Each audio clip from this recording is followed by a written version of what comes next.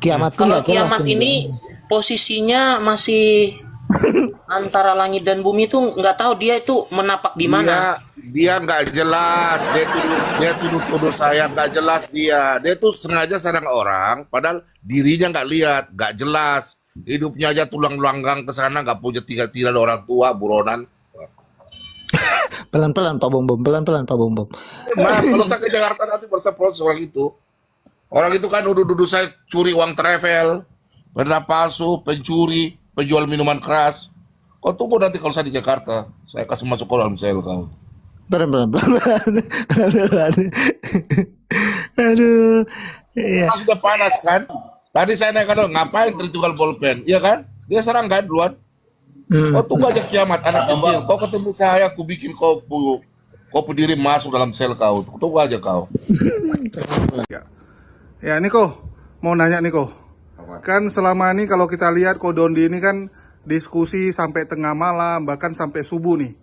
Kok bisa ya dengan kondisi ya yang usia terus bertambah tapi malah tambah fit terus, tambah semangat. Tua maksudnya. Ya kan usia pasti nambah kok, nggak mungkin berkurang kan. Iya. Nah, apa tuh rahasianya Niko? Rahasianya nih, Apa tuh kok? madu Maudi. Wah, ini madu asli murni oleh mualaf HMC. Ini jerigen kecil ini isinya 500 gram ya, setengah kilo berarti ya. Madu ini juga sebenarnya buat orang-orang yang berpikir, kok bisa begitu? Di Quran udah sebutin, Quran surat An-Nahl ayat 68-69, coba. Jadi Allah SWT memberikan ilham pada lebah untuk membuat sarang di pohon dan sebagainya, makan dari buah-buahan dan dari perutnya keluar minuman yang mengandung obat buat menyembuhkan manusia. Tuh, Masya Allah. Luar biasa. Jadi kalau kita minum madu sama aja kita berpikir gitu bahwa ini adalah sebuah minuman yang sangat-sangat bermanfaat buat manusia. Jangan lupa beli ya, jangan lupa komisi ya. Jadi rasanya minum madu kok supaya fit terus ya. Iya dong, iya. Bahkan madu, ini pengalaman pribadi ya. Dulu ketika mama saya sakit diabetes, kan ada luka di kakinya. Saya malah diajarin sama dokter yang merawat lukanya untuk mengolesi dengan madu. Setelah dirawat, kita olesi dengan madu. Itu ternyata juga menyembuhkan, Masya Allah ya. Jadi memang luar biasa ya, bahwa madu ini banyak manfaat buat manusia. Mantap. Assalamualaikum warahmatullahi wabarakatuh. Assalamualaikum warahmatullahi wabarakatuh. Berjumpa lagi dengan Berita Apologet ya. Channel akan memberitakan segala macam dinamika dunia perapologetikan. Seorang ibu yang bernama Ibu Tabita difitnah hendak memperkosa RK saat mereka bertemu di Jakarta. Ibu Tabita sendiri ini adalah seorang janda nampaknya teman-teman ya. Seorang janda di mana ibu ini sudah berumur 60 tahun dan kegiatan sehari-harinya adalah menonton para polikardus ini. Menonton para penghujat ini serta mensupport kegiatan hujat yang mereka lakukan. Ibu Tabita sendiri tinggal di Jakarta teman-teman. Sedangkan RK kita tahu tinggalnya di NTT ya, di Maumere sana. Kok bisa RK dikatakan mau diperkosa oleh ibu ini? Jadi ternyata teman-teman ya, ada kisah yang menarik dan saya rasa sebagian dari kalian sudah nonton. Tetapi ini makin mantap karena Ibu Tabita sendiri yang telepon dan rekaman tersebut disiarkan di YouTube. Jadi akhirnya kita bisa mendengarkan bagaimana suara Ibu Tabita ini. Kita bisa tahu bahwa spender ini teman-teman akhirnya mengakui bahwa dialah yang mendukung dan membantu RK selama ini dan sudah menganggap RK ini seperti anaknya. Seperti anaknya teman-teman. Dia sangat sayang sama RK dan Ibu Tabita ini sekali lagi teman-teman ya. Ini adalah seorang wanita tua yang lemah sebenarnya, tapi difitnah sedemikian jahat oleh RK dan pernah dijadikan ancaman ya oleh RK gitu. Jadi RK ngancam kalau nggak bantu atau ngasih transferan sekian, dia akan ya RK nih ya, RK akan menyebarkan info bahwa dia mau diperkosa oleh Ibu Tabita ini. Jadi kalian bayangkan teman-teman ya, ada donatur ngebantu selama ini. Gara-gara RK serakah ya, gara-gara RK butuh uang yang lebih banyak nominalnya, tiba-tiba ibu ini diancam karena dia nggak mau ngasih gitu kan, nggak mau ngasih jumlah yang diminta oleh RK. karena nggak bisa ngasih jumlah yang diminta oleh RK, tiba-tiba RK malah menyerang dia dengan mengatakan kalau nggak ngasih uang segitu, dia akan ngomong kemana-mana bahwa dia mau diperkosa saat kemarin mereka bertemu di hari ulang tahun Ibu Tabita. Nah, ini menarik teman-teman. Jadi kejadiannya itu dimulai saat Ibu Tabita ini mau ulang tahun. Dia mau merayakan ulang tahunnya di Jakarta tentunya. Dan RK seperti biasa ya, dengan gaya lebay nggak jelasnya, meminta. Ya, dia bilang pengen hadir juga di Jakarta, ikut merayakan gitu kan. Nah, Ibu Tabita yang senang dengan RK langsung beliin tiket. Bayangkan teman-teman ya, dibeliin tiket PP langsung. Dibeliin tiket, dikasih tinggal di rumah Ibu Tabita, dijamu lah, kan kasarnya gitu, dijamu gitu. Ya, diservis lah, dijemput, dibawa jalan di Jakarta dan sebagainya. Dan disitulah ya, RK mengatakan dia mau diperkosa saat dia diajak ke Jakarta itu. Jadi dia nyebarin info ke orang-orang Polikardus temannya di grup WhatsApp bahwa dia mau diperkaus oleh Ibu Tabita ini. Kalian bayangkan ya, seorang ibu tua umur 60 tahun mau perkaus RK gitu.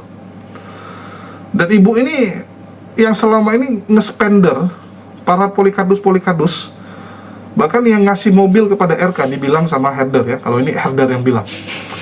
Dan inilah yang membuat ternyata Minayong, Jackson, dan Joseph berbalik arah, tidak lagi mau mendukung yang namanya RK ini. Nah, jadi terjawab teman-teman ya, kenapa seorang Minayong tiba-tiba menyerang RK? Apa karena cintanya ditolak? Ya seperti yang dibilang oleh Edwin Botak Biadab gitu kan. Nah, si Minayong tertarik nih, RK lagi kosong nih, mau masuk dia, tapi dia nggak sadar casingnya, dia nggak sadar bentuknya gitu. Ya ditolak tetap sama RK, dan disitu sakit hati Minayong. Itu Edwin si Botak yang bilang teman-teman. Kalau saya nggak bilang gitu ya. Kalau saya bilang nggak mungkin gitu. Ya, Minayong juga kan, ya, dia juga sadar lah ini istri orang dan Rosi temannya gitu. Terus kenapa Jackson dan Joseph juga ikut menyerang RK? Akhirnya terjawab teman-teman. Terjawab. Rupanya ini masalah spender. Jadi spender alias Bu Tabita ini, itu rupanya juga adalah pendukung dari Jackson, Joseph, dan Minayong. Nah, jadi bisa dibilang ibu ini ya, dia fokusnya itu donasi buat Polikardus yang pakai title Katolik, ya, melabeli dirinya apologet Katolik. Dia suka mendukung yang gitu. Bisa jadi Ibu Tabita juga adalah seorang Katolik ya, karena dia Katolik, dia dukung yang Katolik. Jadi mereka selama ini merasa hutang budi nih dengan ibu ini. Dan ibu yang merupakan donatur mereka difitnah oleh RK, sehingga mereka ngamuk dan nggak bisa lagi ini dibiarkan. Itulah mereka menyerang RK ini. Nah, jadi sumbernya ternyata karena mereka ingin membela Ibu Tabita, bukan ingin membela Rosi Raja Gugu ya. Ini yang kalian harus tahu teman-teman. Jadi bukan mereka kasihan dengan Rosi, kasihan dengan kondisi keluarganya, enggak. Ternyata karena Ibu Tabita ini diserang. Ini harus digarisbawahi teman-teman ya. Jackson, Joseph, Minayong menyerang RK karena RK sudah berani kurang hajar ngefitnah Ibu Tabita. Oke, dan kita akan dengar bukti-buktinya, pernyataan langsung dari Ibu Tabita juga. Tapi sebelum lanjut, jangan lupa teman-teman, kita ada jualan gula aren cair. Kita juga ada jualan kopi ya. Kopi lagi diproduksi teman-teman ya, habis. Jadi nggak ada sampelnya pun ikut saya jual. Karena sampel memang produk asli gitu. Nanti sudah dibuat lagi, saya pajang lagi. Ya, kita ada jualan gula aren cair, ada jualan madu ya. Terutama madu, varian kita udah banyak. Kalau kopi baru satu varian. Ya, karena kalau mau nambah varian, ya harus nambah modal dan banyak lah yang harus kita keluarkan. Sementara kita masih fokus membenahi hidup dulu. Ya, karena lagi persiapan untuk lahiran anak pertama saya. Jadi ya uangnya disimpan untuk lahiran lah, fokus ke situ. Jadi kita belum nambah varian kopi dulu ya. Oke, kita saksikan aja. Kalau bisa punya rumah bagus juga pasti karena teteh jago simpen duit. Itu kan rumah dikasih sama donatur. Inilah yang donatur ya sampai nangis nih. Dengar ya. Yang kata-kata kepada istrinya sudah mengatakan hal ini kepada saya bahwa Cece dikhianati begini, kan saya kaget dong. Terus saya langsung masuk kamar doa, saya berdoa. Tetapi sebelum saya mulai berdoa, karena saya shock sekali, terus Kak Katrina telepon saya, saya penting, RK pengen ngomong. Kenapa? Saya dalam hati, loh kok cepat sekali dia tahu berita ini. Saya penting sekali untuk bicara dengan Cece, karena ternyata apa yang saya ngomong ke istrinya bahwa itu sangat tidak baik ya, RK kenapa sampai khilaf, kenapa dia sampai tega mengomongin kita begitu, mengkhianati aku, menfitnah aku. Kemudian RK bilang swear, saya nih. Ini spender yang kasih mobil, yang kasih 100 juta. Aduh. Saya tidak pernah mengatakan Cece begitu. Tidak mungkin Cece adalah Cece aku yang terbaik. Cece adalah Cece yang paling aku hargai, aku apa-apa. It's okay.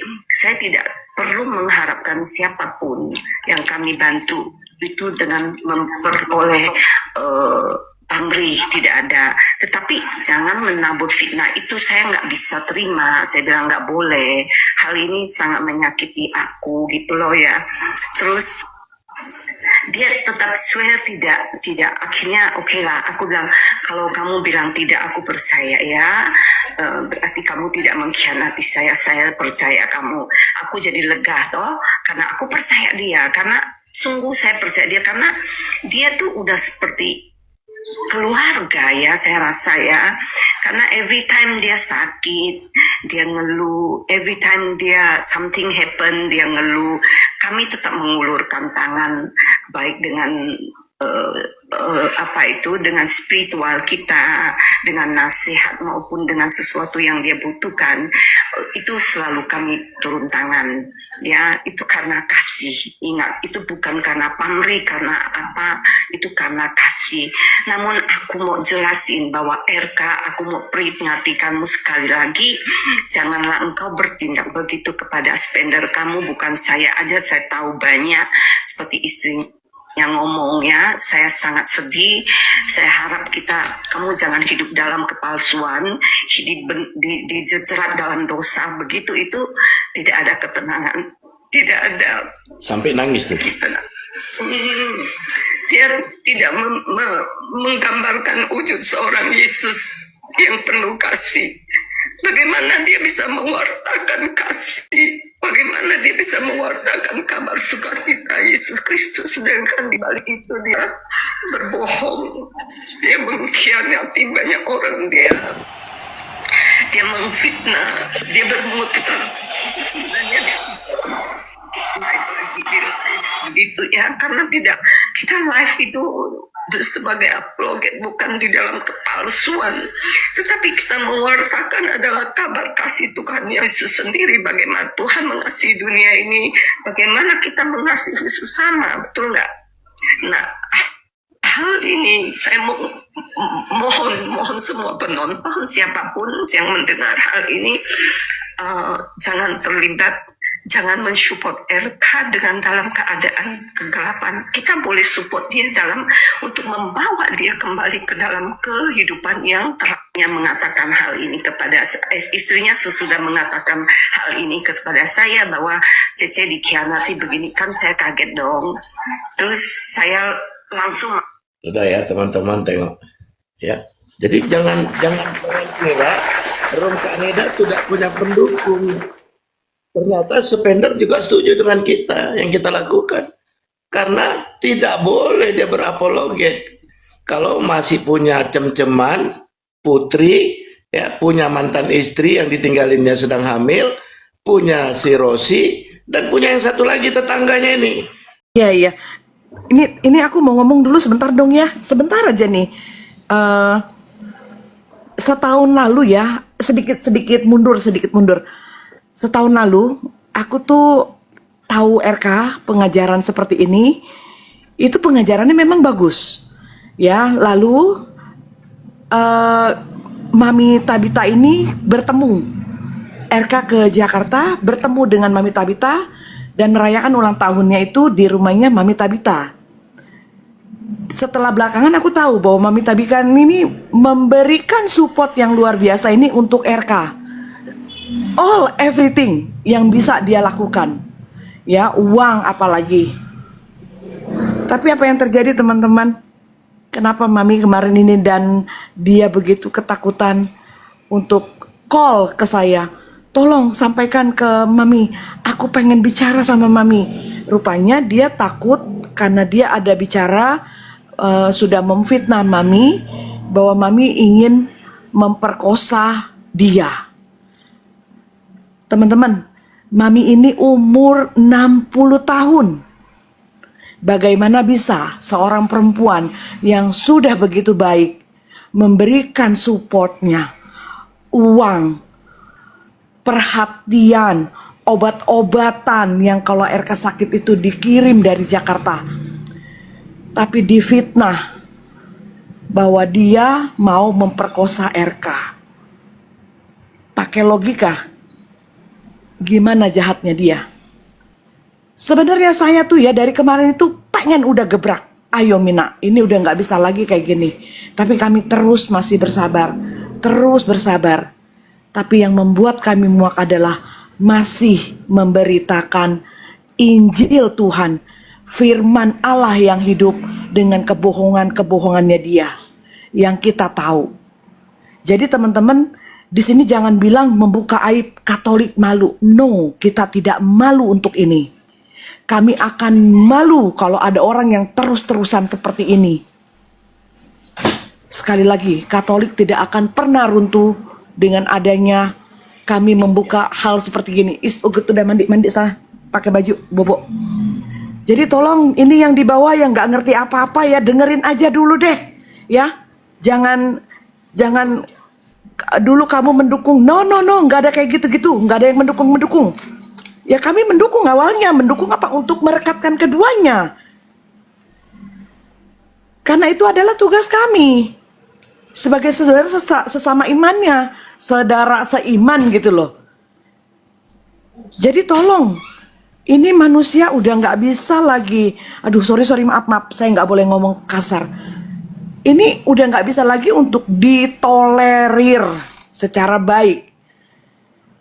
Bayangkan loh, kami sebagai ibu rumah tangga, juga pelayanan di gereja kami dibilang iblis, setan. Luar biasa kan fitnahannya? Kepentingannya apa untuk kami? Gak ada.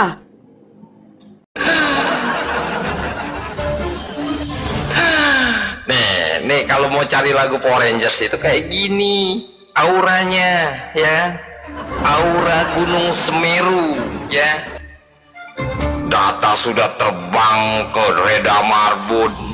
Ada yang membocorkan datanya RK, orang-orangnya RK, lalu terbang data tersebut ke Reda Marbun. Data apa anjir? Hah? Data apa? Data apa? Hah? Data apa? Hah? Keterangan apa? Soal Umekos? Hah? Soal lu narik-narik jambak-jambak lu seret-seret bini lu jam 1 malam? Hah? Sanggup lu kondisi begini gua dudukin koma lu? Sanggup lu ngoceh? Mana lu bukan rada bacot, ya? Emang bisa? Hah? Lu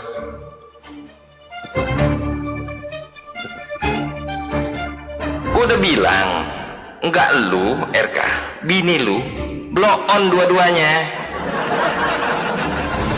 Yang satu tukang curhat dapur, yang satu lagi kelakuannya kayak gua kepakin lo, ya kan pala lo, ya, biar pintar dikit otak lo monyong, ya. Jangan sampai gua open cam cosplay pakai topeng bidak gue, ya kan, ya. Power Rangers kalau udah dateng lo, meledak nanti nih Komal. Sok-sokan. RK kuat, kalian mau bangun seperti Power Rangers ya kan, bergabung untuk menjatuhkan RK, nggak ada ya. Herder tetap solo herder ya. Nah kalau Bom bergabung tuh ya, Winep, Lidara ya, Coki, Suniti, Ijah dah. Itu mereka Power Ranger tuh, Power Ranger pink ya. Allah, biar kata lu temen gua ya kan, udah 7 tahun 6 tahun lu berteman sama gua ya, gua keplak kepala lu ya kan, gua tampak ya kan. Baru gua WA lu kan barusan kan, anjay, terus lu sebut lagi kan di koma lu anjay, seneng lu dapet WA dari gua. Itu gua belum dateng, buka dong blokiran gua. Masa lu kalau lagi live nggak pernah sih gua lihat-lihat gitu lo, pengen juga lo, tenang aja gua nggak akan rusuh. Masalahnya sanggup nggak?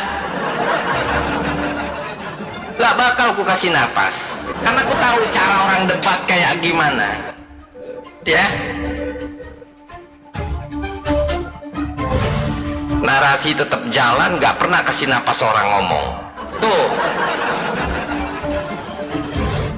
lu masih, kalau masih timeran, lu masih, aduh, lu diskusi masih pakai timeran, nggak usah, mati konyol lu ya kan, sesak napas lu lawan gua.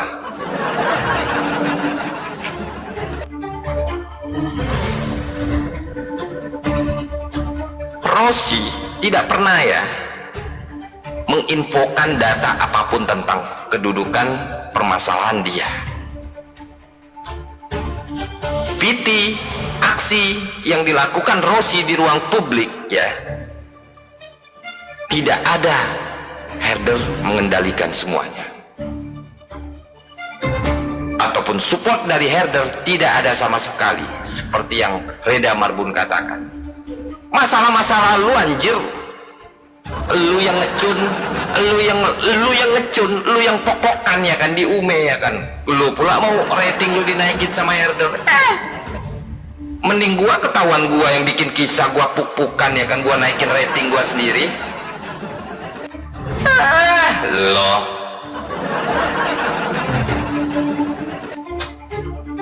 kurang keren lu bikin drama RK, kurang keren.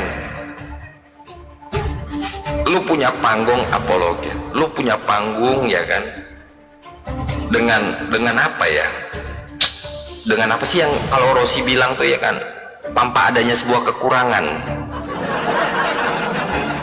pengajaran ya kan, suka-suka lu lah ya. Cuma kalau lu campurkan permasalahan hidup lu ya dengan kedudukan lu, itu gak sinkron, kurang keren, kampungan. Iya,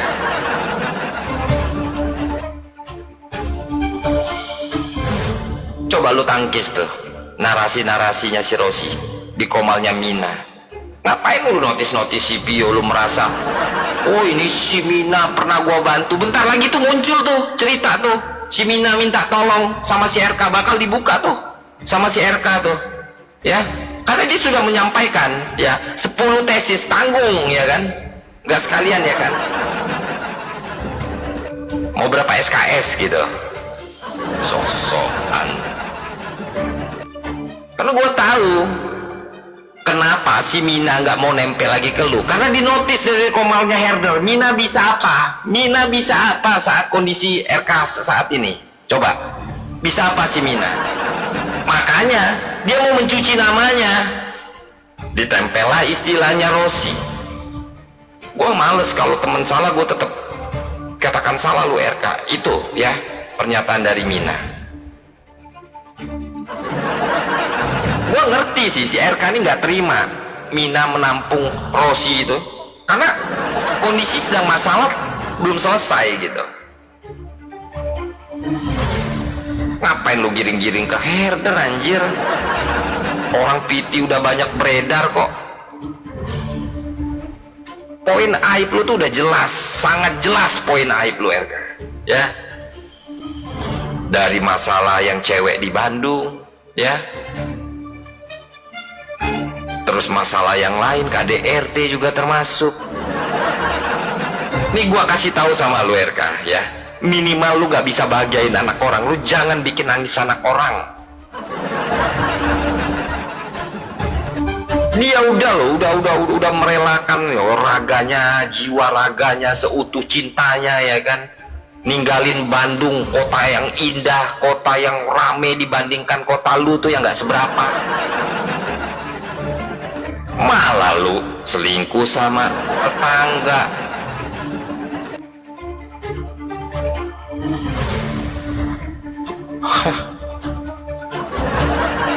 Mana si Mika? Mana Pak Mika? Hah? Komika, help me, RK help me tuh, Komika. Mana? Di mana si Mika? Hah? Bisa apa si Mika? Gue mau tahu. Bisa apa?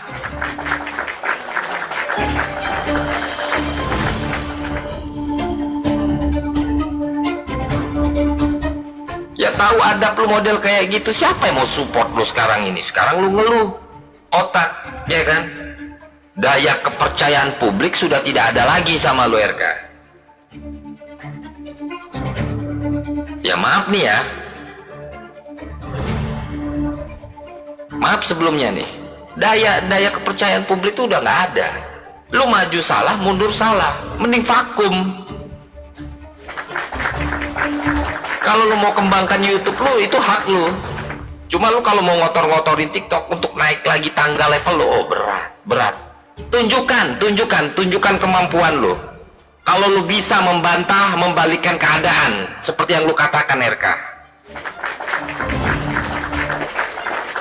Kalau lu masih pengen bongkar-bongkar, takut ya undang-undang IT, mending gak usah rana bongkar lu.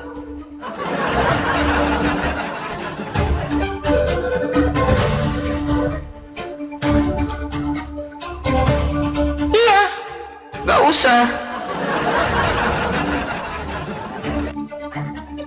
Baca-baca firman, pengajaran ini itu ya kan. Nih bocil Kopit ini bocil Depok dia nih ya kan. Ya. Anak pang dia nih ya kan. Bisa dia belajar firman. Dirman pun bisa nikung keadaan lu.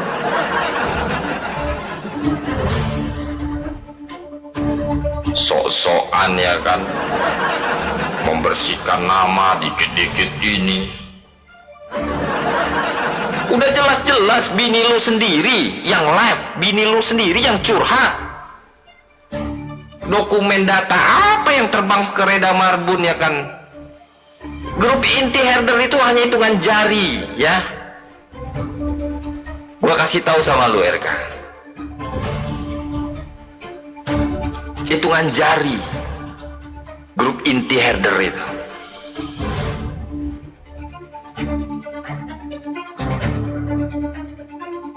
Karena kita sudah terbiasa dapatnya sebuah pengkhianatan dari orang yang sok-sok deket ya kan, ujung-ujung kisru, lalu angkat kaki, lalu jadi musuh. Terlampau kenyang kita itu, justru kita malah tampung loh yang mau jadi pengkhianat, biar gua tahu kualitas lu seperti apa.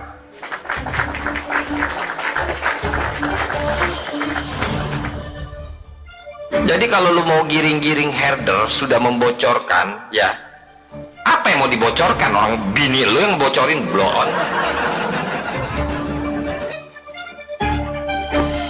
Makanya dalam masalah RK ini dengan Rossi, saya katakan dua-duanya tolol. Kalian sudah dengar teman-teman ya, ngeri sekali fitnahan buat Ibu Tabita ini, kasihan kita lihat ya. Tetapi satu sisi kita harus ingat juga ya, bahwa Ibu Tabita ini selama ini mendukung para pembujat. Jadi teman-teman kita harus berpikir secara objektif ya, jangan pakai perasaan. Kalau pakai perasaan saja kita pasti akan kasihan. Seorang ibu umur 60 tahun difitnah oleh orang yang dia bantu selama ini. Kasihan sekali ibu ini gitu. Begitu juga dengan Rossi Raja Gugu ya, yang diselingkuhi oleh RK gitu, kasihan gitu. Nah, itu kalau kita pakai perasaan. Tapi alhamdulillah Islam mengajarkan kita untuk menempatkan akal sehat di atas segalanya. Ya, kita harus berpikir secara akal sehat, secara hukum, ya. Dan kalian harus ingat bahwa Ibu Tabita ini mendukung orang seperti Jackson, Joseph, RK. Oke? Jangan lupa apa yang dilakukan oleh Joseph terhadap Islam. Jadi perangkat yang dia punya, live yang dia lakukan, wifi-nya itu Ibu Tabita yang support. Begitu juga dengan RK. Selama ini berdebat menyerang Islam, itu peralatan dia disupport oleh Ibu Tabita. Jadi kalau saya bilang, ya inilah tuayan apa yang Anda tabur selama ini. Karena Anda sudah menabur kebencian kepada Islam, ya Anda akan menuai juga gitu. Itulah saya selalu menyarankan donatur-donatur Polycardus ini, donasilah kepada Kristen yang tepat. Kepada Kristen yang tepat itu gimana? Panti asuhan Kristen masih banyak yang butuh pertolongan kalian, butuh support kalian. Bantu itu teman-teman Kristen. Bantu itu panti asuhan Kristen. Saya sering ya dapati itu kayak orang-orang Kristen atau jemaat-jemaat biasa yang sekarang sedang sakit, nggak ada biaya dan sebagainya. Gereja-gereja yang kondisinya udah nggak layak. Ya banyak teman-teman, banyak sekali juga gereja-gereja itu kondisinya juga mengenaskan, butuh renovasi, butuh bantuan gitu. Kenapa nggak ke situ? Kenapa malah membantu para Polycardus yang jelas-jelas itu hanya sibuk untuk diri mereka sendiri? Saya nggak habis pikirnya di situ. Kalau kalian mau bantu kasih kerjaan ya masih oke lah, ya, atau suruh dia lakukan sesuatu gitu yang berhubungan dengan urusan kantor ataupun urusan usaha kalian gitu. Karena kan donatur-donatur ini banyak kan pengusaha-pengusaha sukses kan, dan mereka selalu banggakan itu. Donatur mereka banyak orang-orang kaya, donatur orang pengusaha-pengusaha sukses gitu. Ya bantu aja lewat jalur usaha gitu. Kalau bantu lewat uang bahaya gitu. Karena uang yang kalian dipakai untuk menghujat Islam, dan kalian ikut andil dalam dosa jariah tersebut. Ya, ikut itu dosa jariah teman-teman. Oke? Dan menurut Minayong sendiri dan orang-orang Katolik ya. Jadi orang Katolik ini ada beberapa, ada Katarina dan ya, saya nggak kenal lah ya. Itu mereka punya grup lah. Mereka bilang ya Katolik nggak akan malu dan nggak akan runtuh karena membuka hal seperti ini. Mereka nggak akan masalah, nggak ada apa-apa kok gitu. Katolik terlalu besar untuk goyang gara-gara seorang RK. Dan ini oknum, ya ini perbuatan oknum. Bahkan oknum ini pun ya hanyalah abal-abal gitu, bukan seorang pemuka agama, bukanlah seorang romo gitu kan, nggak ada jabatan di gereja. Bahkan diragukan keterlibatannya di dalam pelayanan gereja. Karena selama ini kerjaannya ya ini main perempuan saja gitu, nggak ada waktu untuk pelayanan. Kalau Minayong saya tahu ya, Minayong ini cukup aktif di gereja karena sekali lagi bisa jadi karena dia minder, ya nggak ada teman gitu. Jadi ya temannya ya di gereja saja. Kenapa dia fokus ke gereja? Kenapa dia fokus mau hidup selibat? Akhirnya terjawab, dia mau hidup selibat karena mungkin dia nggak pede dia bisa dapat pasangan yang sesuai kriteria dia lah. Ya, kalau yang nggak sesuai mungkin dapat. Tapi kan dia juga mungkin cari yang harus gini, harus punya kerja gini, harus ganteng gitu kan. Sehingga mungkin dia merasa nggak dapat, ya sudahlah hidup selibat. Nah itu pilihan. Jadi memang selibat itu harus orangnya yang mau, jangan dipaksakan. Kalau yang dipaksakan biasanya nanti jadi aneh-aneh. Dan memang kebanyakan uskup-uskup, ya, pastor-pastor yang terakhir jadi aneh-aneh itu rata-rata karena dari kecil didoktrin untuk jadi ini pemuka agama Katolik, padahal hatinya belum ke situ. Tapi teman-teman Katolik itu lagi bereskan lah yang begituan ya, itu internal mereka, dan seharusnya mereka mengambil pelajaran dari kisah-kisah masa lalu. Terus RK sendiri teman-teman, ya sekarang banyak ditinggal oleh donatur, apalagi kelompok Joseph Jackson ya, itu ternyata aktif menghubungi donatur-donatur Katolik, aktif DM, ajak ngobrol, kasih tahu bahwa RK ini bermasalah, RK ini kurang hajar gitu kan. Bukan bereskan masalah, tapi masih terus ngomongin firman, gak sadar hidup penuh dengan dosa, tapi ngomong firman, padahal gak mungkin yang kudus bersatu dengan yang najis, tapi terus memaksakan ya. Tujuannya apa? Nyari koin. Jadi mereka kasih tahu tuh donatur-donatur, sehingga RK kesal sekali teman-teman. RK tuh kesal sekali gitu. Kalian nggak dukung masih mending, tapi jangan mutusin gitu. Ya, ini kan jelas-jelas mereka mutusin rezeki RK. Mereka intercept si RK-nya gitu kan. Mereka cegat orang-orang yang mau bantu dia. Padahal dia udah jual cerita sedih nih. Kemana-mana dia udah jual cerita, wah saya dizolimi, saya sekarang hidup terkantung-kantung gak jelas gitu kan. Udah kayak Edis gitu kan, waktu 17 Agustus kan dia bilang gitu, wah saya hidupnya gak jelas, terkantung-kantung gitu. Gak terasa udah setahun Edis ya, dari hidup terkantung-kantung sekarang jadi punya rumah kumpul kebo. Ya mungkin RK bisa meniru apa yang dilakukan oleh Edis. Buktinya Edis dari nangis-nangis sekarang bisa bahagia, tersenyum dia gitu kan. Ini menarik. Dan ya untuk Ibu Tabita, sekali lagi nasihat dari saya, jangan lagi Anda menabur yang nggak baik. Bantu saja panti asuhan, gereja-gereja yang membutuhkan. Dan kalau Anda nggak tahu, bisa DM saya. Saya bantu carikan ya. Saya bantu carikan yayasan-yayasan Kristen yang membutuhkan pertolongan Anda. Anda silakan telepon, Anda cek sendiri, Anda survei sendiri. Apalagi di Jakarta nih, kita kasih yang Jakarta aja deh. Kita kasih panti-panti, gereja-gereja di Jakarta yang butuh pertolongan Anda. Anda datang, Anda bahagia di situ. Saya jamin ya, Anda mendatangi panti asuhan itu dengan umur Anda 60 tahun gitu kan, yang ya, karena kesepian juga gitu. Mending Anda habiskan waktu Anda dengan bakti sosial daripada Anda nonton Polikardus yang terus menyebarkan kebencian. Karena nonton seperti ini membuat kita emosi juga teman-teman. Jujur ya, saya tuh sangat menghindari nonton debat sebenarnya. Sangat menghindari. Ya, mau itu Kores sekalipun, mau siapa. Kenapa? Karena kadang-kadang kita bisa kepancing untuk emosi. Bisa kepancing. Tapi alhamdulillah ya, saya sekarang sangat tidak emosian gitu kan. Sangat stabil, sangat santai. Kenapa? Karena ya kita nggak dengar hujatan. Yang kita dengar ya hiburan nih. Polikardus saling buka aib. Tapi kalau yang kita reaksi kayak penghujat-penghujat, ya kadang-kadang kepancing juga itu kan, anjing ini gitu kan. Kita dikata-katain, agama kita dihujat, biadab ini orang gitu kan. Bisa emosi gitu. Jadi balik lagi ke kita teman-teman ya. Kontrollah hati, jangan seperti Polikardus. Oke, itu aja dari saya, nggak tahu lagi mau ngomong apa ya. Ini cuman manjang-manjangin durasi aja biar nggak kena konten berulang. Kalau nggak nanti kena konten berulang lagi dari YouTube, bahaya. Dan sekali lagi teman-teman, kita sambil jualan di sini ya. Kita nggak jualan Tuhan, kita jualan madu, jualan kopi, jualan gula aren. Nanti kita tambah lagi produk-produk yang lain. Yang penting bisa mencari duit secara halal. Dan pengumuman juga, kita kembali mengaktifkan Jumat Berkah, karena kita sekarang sudah jual nasi goreng dan nasi kuning. Jadi supaya nasi goreng dan nasi kuning kita laku, ya sekalian kita bagi Jumat Berkah ya. Bagi teman-teman yang mau menyumbangkan Jumat Berkah, dapat menghubungi nomor WhatsApp yang tertera di bawah. Sekian dari saya, makasih buat semuanya. Di akhir kata saya ucapkan wassalamualaikum warahmatullahi wabarakatuh. Sampai jumpa di lain kesempatan.